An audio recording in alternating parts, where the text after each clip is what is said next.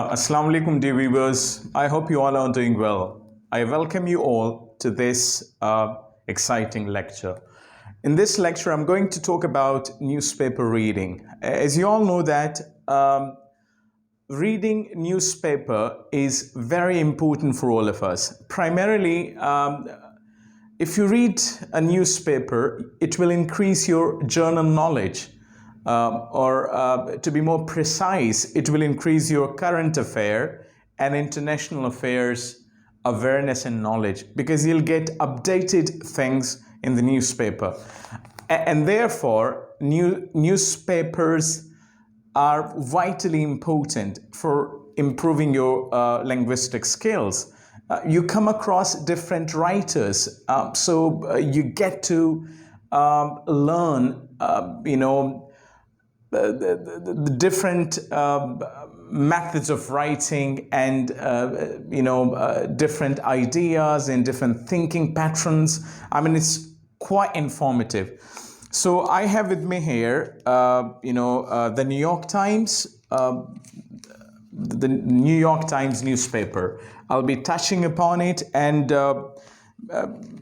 apart from this, I have got another newspaper, which is the Tribune. The Express Tribune newspaper is here with me. So first, I'm going to just share with you a couple of headlines from the New York Times. Right? The first one says, "War ignites passion for the cause of Palestinians." Now you see over here, this is the very first headline, which says, "War ignites the cause, war ignites passion for the cause of Palestinians." It basically means that the Arabs stand in unity or in unison in support over an issue that had been on the back burner. Now, when something is on the back burner, that is not, concentrated upon, or that's not discussed in the public discourse, or that's not in the limelight. And since what unfolded, unfortunately, in the Middle East and precisely in Palestine and in that very region. So we know that the issue of Palestine has become a hot topic. I mean, it's being debated, it's being discussed everywhere, and people are just focusing more on this issue, and they are becoming more sensitive to this very issue, because the issue is of grave concerns. And you know that the kind of atrocities that have been perpetuated on the Palestinians, are absolutely, unthinkable. You cannot just think about, such level of cruelty or such level of, atrocities that a country, one country would perpetuate on a relatively, underprivileged, underdeveloped country. I mean, that's literally unthinkable. But that's what has been happening in Palestine. As the Israeli bombardment of Gaza has intensified, we all know that the bombardment is going on with no sign of abatement, and now that's a concerning issue. That's making the whole world quite alert. And the saddening part is that, on one hand, the Israelis are claiming to be, conducting a crackdown on, the militant wing named Hamas. While if you see on the other hand, the graphics or the videos or the footages that we get on social media, they are quite, heart-wrenching. They are quite, alarming and quite disheartening, because innocent civilians are being massacred. They are being butchered under the guise of, conducting a crackdown on a so-called militant wing. I mean, that's something that the world has to seriously look into, and the world has to go for a ceasefire in order to make sure that there is some humanitarian support to the people besieged in that war, striven part of the Palestine. I mean, that's literally alarming. So this was one thing, and then we have, so this is from the New York Times, right? And these are the major headlines.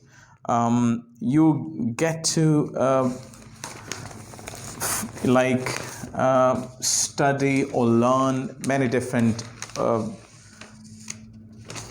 ideas, and at the same time you get to enrich your vocabulary. You learn new phrases, you learn new ideas, and all that.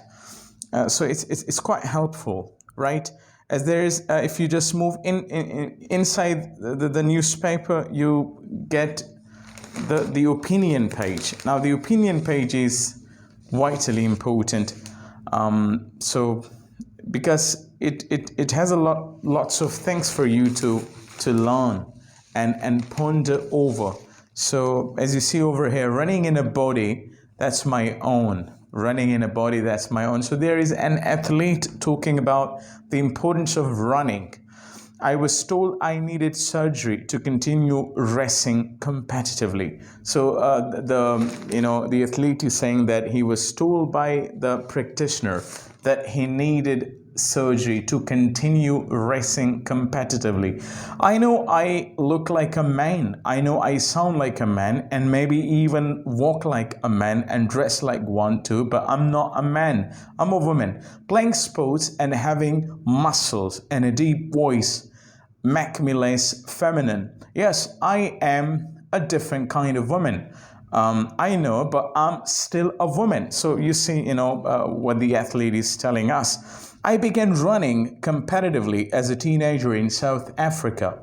And by age 18, I was competing on the international stage. In 2009, as I prepared to run in the Berlin World Championship, athletic authorities sent me for some medical testing. Because of my looks, there had been speculation. Now you see the words that are used here. There had been speculation from my fellow athletes, sports officials, the media, and friends that I was not what I said I was.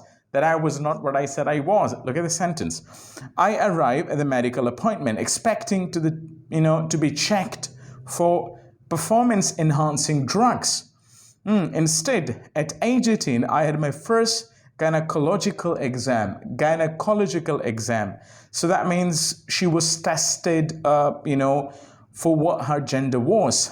Afterward, I learned that I had XY chromosomes rather than the typically female XX pairing, and high levels of testosterone produced by undersended testicles. I didn't know I had. In order to continue racing as a woman, I was told I needed to have surgery to remove them. So it was a biological complication that she had, and she needed to overcome it. So, you get to study such things when you dive into the world of newspapers. And then we have so many other articles, so many other opinions. And you all know that New York Times is a renowned paper. And if you start studying New York Times, it definitely enriches your knowledge. It definitely makes you more confident in speaking as well as writing the English language. Trump is going to get someone killed. Oh, that's another, opinion over here. I think Donald Trump is going to get somebody murdered. Alzheimer's and a paradox of advanced directives. So there is an article about the Alzheimer's disease, finding ourselves in a dark place. So finding yourself absolutely lost, running in a body, that's my own. So we discussed it in detail, and how to navigate a hostage situation like no other. So this is another article here. I mean, it's really exciting. So we have, you never know who is looking. All right, so new AI technologies make it harder for parents to shield children online. So as we see that the artificial intelligence is making great strides or unprecedented strides, and it's increasingly becoming challenging, or I must say, a Herculean task for parents to shield their new babies when they go online, because they are no longer safe. Because once they go online, they get susceptible or prone to being exploited by what happens on in the world of the internet. So one has to exercise great caution when one decides to provide his or her young ones with digital equipments. All right, so I hope you enjoy that. In my upcoming lectures, I'll be dwelling more in detail, about a newspaper. I have here another headline that says something about the embarrassing defeat that the Pakistan team suffered at the hands of Afghanistan in the ODIs, World Cup. So the Indian commentator says, I have rarely, if ever, seen Pakistan bowling as ineffective as it was against Afghanistan. So this is what it is. We must come together and save our children from this disease. So Asifa Bhutto Zardari is talking about the World Polio Day and the presence of this disease, which needs to be tackled on war footing, or else it's going to pose an existential threat to our posterities or our young generation. They are going to be crippled by this crippling disease. All right, so this is all about business and sports. I'm trying to get into, yes, I am trying to get into the opinion page, and let's see if I find it. It is always there, but I can't find it. You just have to hold your horses. Here it is. So desperate to leave, it's about, almost 500,000 Pakistanis left the country in pursuit of economic opportunities abroad. So in just the first quarter of 2023, reflecting most a lack of faith in the economy. And while the demographic makeup of immigrants was always diverse, from unskilled laborers seeking dangerous construction jobs to professionals seeking higher pay for white-collar jobs, it seems even more skilled workers are opting out, even those in safe and growing industries, as their salaries just can't keep up with inflation. So it basically tells us about the brain drain that Pakistan is grappling with, because all the skilled the bright minds are on the verge of leaving the country due to what is unfolding in our beloved country. The inflation is backbreaking, it's skyrocketing, and people can no longer put up with it. So I think it's enough for today. However, in my upcoming lectures, I'll give you a detailed, analysis of newspaper reading. This was quite abrupt, and this was not that much elaborate, or this was not that much detailed. And I do not want you people to be debilitated by newspaper reading. So I'm going to make it as easy as ABC.